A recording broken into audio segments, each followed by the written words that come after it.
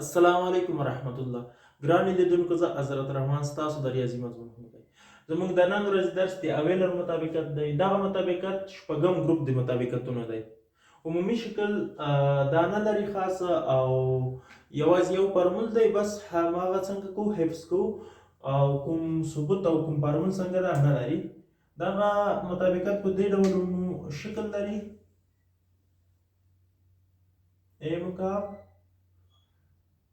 مثبت بی مکعب مثبت سی مکعب منفی درې ا بی سی.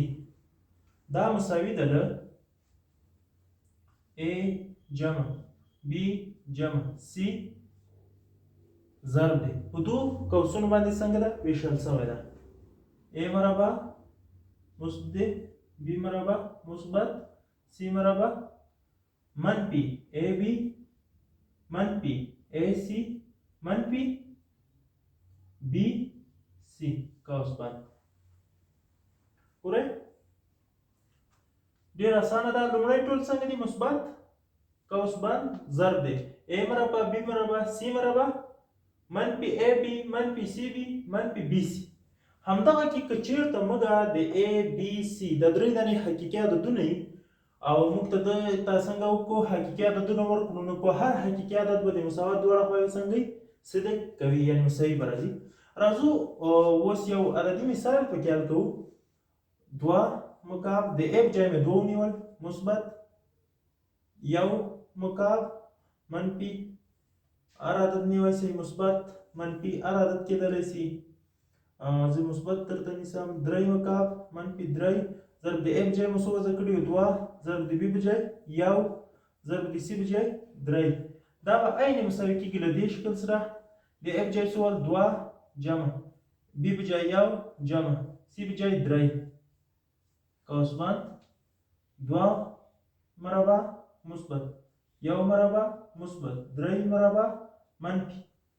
ګورئ ا څو ده؟ دوه ضرب د بي څو ده؟ بي یو ضرب د دوه دوه منفي ا څو ده؟ دوه ضرب د سی څو ده؟ سی موږ سره درې ده دوه ضرب د درې شپږ منفي بي ضرب د سی بي موږ سره څو ده؟ یو او سی موږ سره څو ده؟ درې یو ضرب د درې درې. په لاندې ډول مو دغه خلاص کړو. اوس راځو دوه مکعب معنا څه؟ یعنې دوه درې پرې په ځان کې ضرب شوي دوه ضرب د دوه ضرب د دوه، نو ځواب به څو راځي؟ اته. مثبت یو مکعب یعنی یو ځان کې درې ځلې څنګه ده ضرب شوی ده، نو ځواب به څو راځي؟ یو، ځکه یو چې هر څومره ځلې ضرب شي ځان کې ځواب یو ده. مثبت درې مکعب درې مکعب معنا درې ضرب د درې ضرب د درې درې وارې درې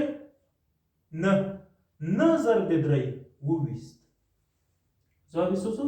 اوویشت منفي دوه ضرب د درې شپږ شپږ ضرب د یو شپږ ضرب د درې اتلس.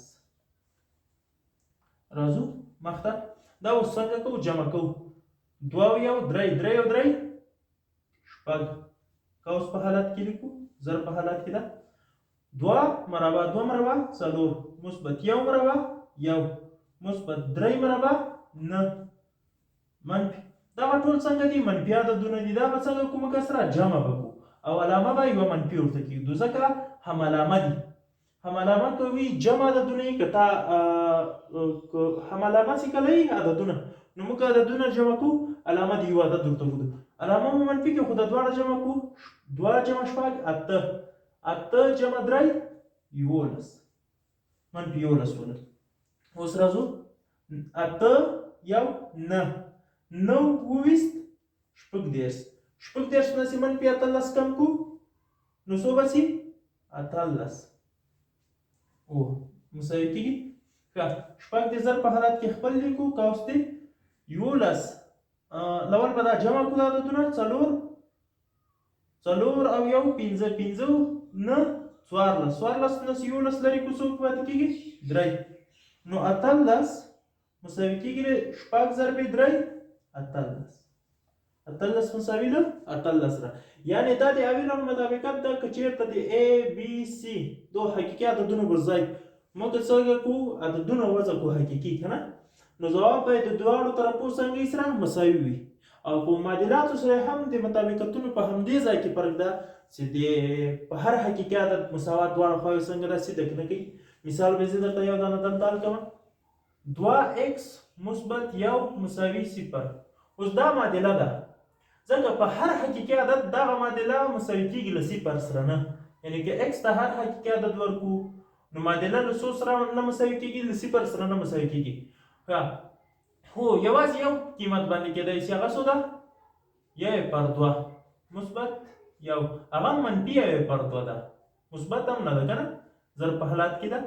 دا به دې سره اختصار شي منفي 1 مثبت 1 مساوي کېږي له 0 سره، مثبت او منفي 1 0 مساوي کېږي له 0 سره، یعنی بغیر له منفي 1/2 څخه بل قیمت نشته چې موږ د x په ځای وضع کړو او مساوات څنګه شي سره مساوي شي.